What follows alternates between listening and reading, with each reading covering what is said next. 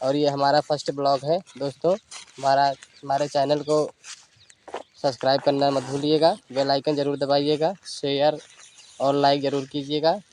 आइए हम आपको ले चलते हैं हरियाली की तरफ, दिखाते हैं अपने खेत में। पहले हम आपको ले चलेंगे, देखिए हम आपको दिखाते हैं।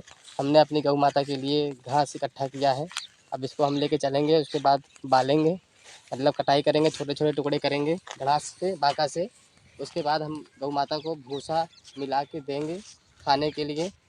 देखिए ये है, ये इसको बोलते हैं दोस्तों बथुआ, इसको गाँव में बथुआ बोलते हैं। ये इसका साग भी बनता है, प्लस दाल भी बनता है, जिसको ये बारीक बारीक काट के इसको, और इसमें मटर का दाल मिला के और थोड़ा उड़द का दाल मिला के बनाते हैं तो बहुत अच्छा लगता है। लहसुन मिर्चा जीरा का तड़का मार के बहुत बढ़िया, इसको बोलते हैं सकपहता। बनने के बाद उसको बोलते हैं गांव में सकपहता।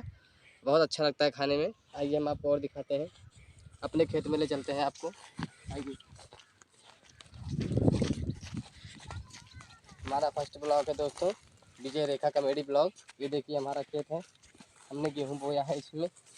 अब ये जमने पे एकदम बिल्कुल तैयार है, गासा फेंकने पे। जो बाली निकलती है, छोटी छोटी बालियाँ निकलती हैं, 10 से 15 दिन के बीच में ये आ जाएंगे। उसके बाद फिर हमको ये एक सींचना पड़ेगा, पानी देना पड़ेगा इनको, क्योंकि देखिए सूखा पड़ गया है। देखिए मिट्टी उठा के आपको दिखा रहे हैं, देखिए वो वाइट वाइट हो गया बिल्कुल, पानी मांग रहा है अभी ये। 10 से 15 दिन में इसको पानी देंगे हम, माई फर्स्ट ब्लॉग में।